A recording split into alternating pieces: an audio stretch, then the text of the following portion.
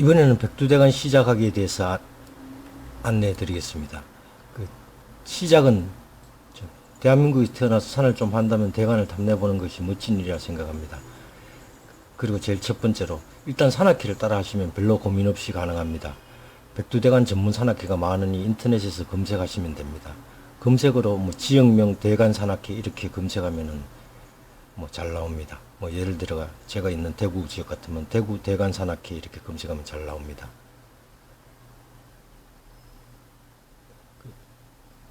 그런데 이제 단독이나 소그룹으로 시작하려면 이거 공부 많이 해야 됩니다. 제 생각에는 같이 할 지인을 한 명 구하는 것이 마음에 부담이 없이 대관을 시작한 게 가장 좋은 조건인 것 같습니다.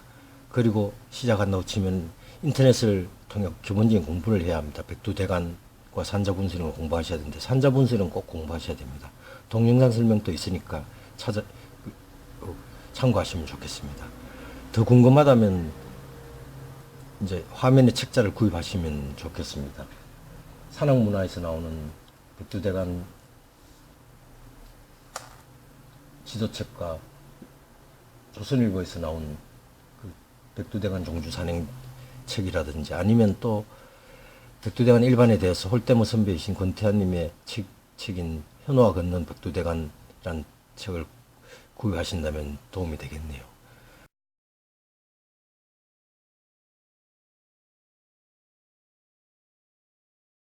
그리고 세 번째로는 홀대모라는 모임이 있는데 홀로 대간 타는 사람의 모임이라는 오래된 모임입니다. 여기에 가입하셔서 도움을 받으시면 아주 좋을 것 같습니다. 저도 당연히 홀대모 회원입니다.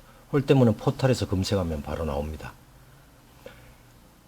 네 번째로 남진을 할 것이냐 또는 북진을 할 것이냐. 남진은 이제 설악산에서 지리산 가는 것이고 북진은 지리산에서 설악산 쪽으로 가는 곳인데 제 생각에는 본인이 사는 곳을 기준으로 정하는 게 편리할 것 같습니다. 다섯 번째는 이제 연속 종주를 할 것이냐, 월 몇 회씩 종주 선택을 할 것이냐. 월 몇 회 종주를 선택하면 본인이 사는 곳을 기준으로 아래 위로 산행하면 편리할 것 같습니다.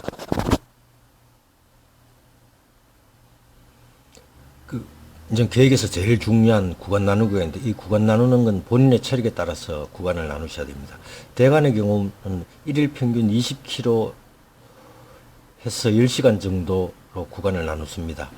그렇게 하면 60회 정도 산행한다고 치면 월 2회로 산행하면 2년 반, 50회 정도 산행한다고 치면 월 2회로 계산하면 2년 정도 걸립니다. 한 번 가서 이틀을 산행한다고 치면 시간이 반쯤 걸리겠네요. 실제는 산행을 빠지는 날이 있어서 조금 더 걸립니다. 구간 나누기는 지금 하고 있는 설명을 마치고 PC용 이상경표에서 구간 나누기를 다시 시연해 보이도록 하겠습니다. 그리고 명심하셔야 되는 게 겨울과 여름은 만만치 않습니다. 한여름과 한겨울은 피하는 것이 좋습니다. 한여름에는 너무 더워서 거의 산행 자체가 불가능할 때가 있습니다. 출발은 해보시고 대충 산행하다가 탈출하는 것도 제 생각에는 좋은 방법이라 생각합니다. 그러면 경험이 꽉 쌓입니다. 한겨울은 눈이 많으면 국립공원 주변은 출입 통제 지역이 많고 또 눈이 많이 쌓이면 선답자가 러셀은 이제 길을 먼저 내놓는 겁니다. 눈 위에. 러셀을 해놓지 않으면 실제 산행은 거의 불가능합니다. 눈이 많고 러셀이 되어 있지 않으면 1시간에 100m도 못 가는 경우도 있습니다. 이런 경우 한여름처럼 탈출로를 만들어 놓고 부담 없이 산행을 하면 멋진 설경을 즐길 수 있을 것 같습니다. 제 추정에는 작심만 한다면은 지금은 별로 어렵지 않습니다. 제가 다녔던 10년 전과 다르게 워낙 많은 사람들이 대간을 다녀서 황당한 어려움은 적을 것 같습니다. 이 좋은 점으로 치자면 웬만한 지병은 다 나을 수 있습니다. 몸이 그렇게 평생 운동한 적이 없으니 사소한 병들은 다 낫고 완전 건강해집니다. 저의 경우도 그런 부분이 있었습니다. 또한 아무래도 산을 느끼는 마음이 자기 자신의 인생을 돌아보는 눈이 또한 세상을 바라보는 시선이 달라지리라 생각합니다. 나쁜 점은 무리를 많이 하시면 다소 골병이 들 수도 있습니다. 산행 중에 무릎이나 아픈 곳이 다른 곳이 아프면 잠시 중단하거나 보조기구 예를 들어 무릎 보호대 등을 착용하면은 생각과 다르게 훨씬 산행이 쉽습니다. 세 번째로 대관을 중반점 하고 나면 본인도 모르게 나름 산행 선수가 되어 있을 겁니다. 장비나 이런 것도 대충 잘 갖춰져 있을 것이고. 다섯 번째로 제 경우에 이제 생각으로 명심해야 하는 부분이 첫 번째는 산행을 위하여 새벽에 일어나는 것이 산행보다 더 고통스럽습니다. 산속에 있을 땐 차라리 편한데 그러나 마음대로 할 수 없겠죠.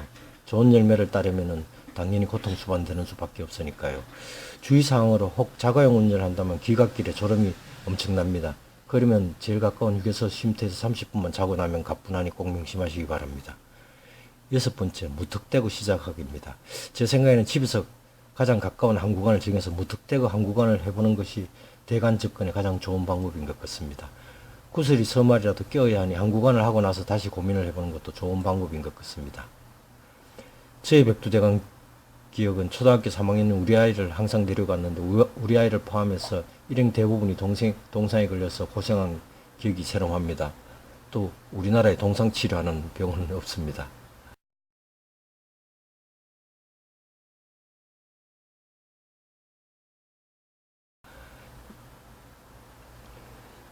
두 번째로 휴대폰에 피신하라는 전화 문자가 계속 왔는데 가는 데까지만 가보고 돌아오자라고 생각하고 전진했다가 돌아오는 길에 눈이 너무 많이 와서 길은 없어지고 허리보다 높은 눈 속에서 쉬다가 가다가를 반복해서 겨우 살아나왔습니다. 그때 눈이 허리 높이 이상 오면 전진 자체가 불가능하다는 것을 알았습니다. 세 번째로 우스운 것은 어느 하루는 종일 산행하고 저녁에 들어오니 아침에 출발한 마을로 들어와서 정말 황당했습니다. 맴돌이에 걸린 택이죠. 이런 야사는 끝이 없습니다. 이제 마지막으로 PC형 이상형표에서 구간 나누기를 하도록 해보겠습니다. PC형 상경표에서 이제 구간 나누기를 해보겠습니다.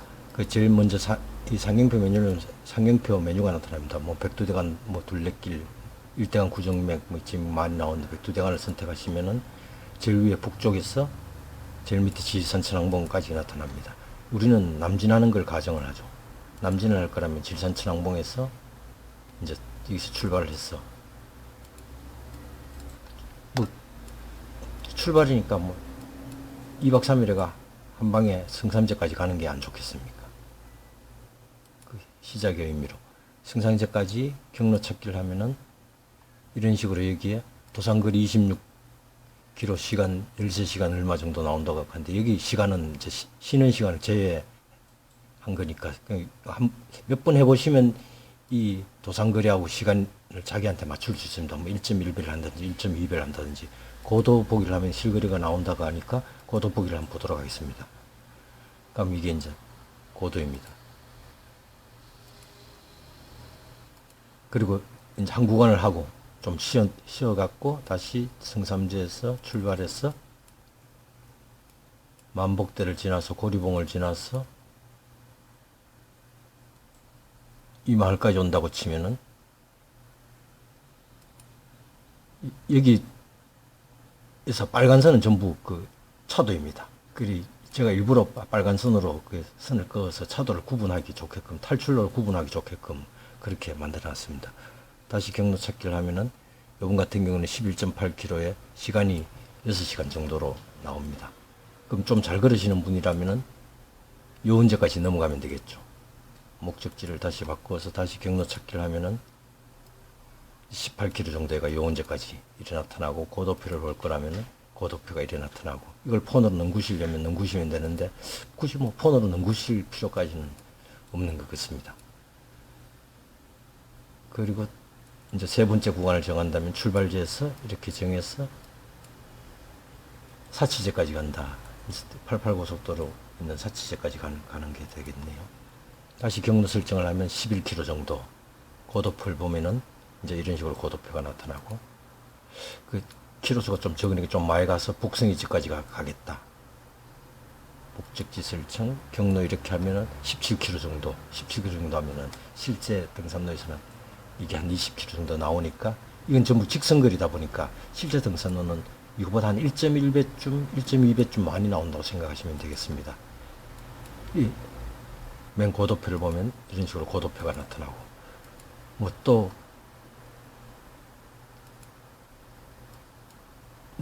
이리 산행을 하시다 보면 자꾸 이제 편하게 산행하거나 뭐 그런 방법들을 자꾸 찾으실 수 있습니다. 그리고 제가 마지막에 이제 책을 보여드리면서 또 뭐 요런저런 나머지 설명들을 다 하도록 하겠습니다. 그러기 전에 조금 더 대관을 줄여보겠습니다. 그럼 이 지리산에서 출발해가 이제 이게 백두대간이니까 이런 식으로 해가 여기가 낙동정맥이 갈라지는 태백 쪽이고 이런 식으로 올라가시면 됩니다. 이제 마지막을 해볼까요? 뭐 갖고 있는 노력 끝에 왔다고 치면은 저 구룡령입니다. 엄청 높은 곳이죠. 구룡령에서 좀 더 올라가서 여기 이제 한계령에서 출발해 보겠습니다. 한계령에서 출발하여 대청봉까지 가보겠습니다. 목적지 설정, 경로 찾기. 그러면은 한 7km 정도로 작죠. 이 다 넘어가려면은 이제 부담스럽습니다. 부담스러운 미시령까지 한번 가볼까요? 목적지 설정, 경로 찾기. 미시령까지 이제 이쪽 길을 걸어서는 안 되고, 이런 경우에 엉터리로 가게 되면은 경유지를 하나 설정해 주시면 됩니다. 그럼 20km 정도인데, 이 설악은 이 고도차가 심하니까 실제 하루 만에 접하려면 이게 상당히 멉니다. 아니려면 저와 같이 이제 한계령에서 출발해 갖고 이 중간중간 자꾸 끊어 나가면 됩니다. 예를 들어 갖고 이 정도까지 목적지 설정해서 경로 찾기 해버리면, 여기 경유지를 하나 더 추가해야 되겠네요. 경유지 설정, 경로 찾기 하면 이런 식으로 한 구간 끊고, 그 다음 판 여기에서 미시령에서 출발해서 경로 찾기 하면 이런 식으로 경유지를 제거해야 되겠네요. 경유지 제거하고 경로 찾기 하면은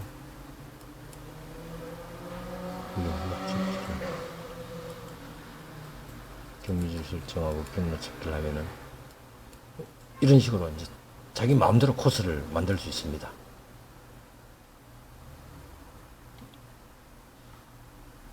이상으로 제가 구간 나누기는 제가 설명을 마치고, 마지막으로 백두대간 그 책을 제가 보여드리면서 마치도록 하겠습니다.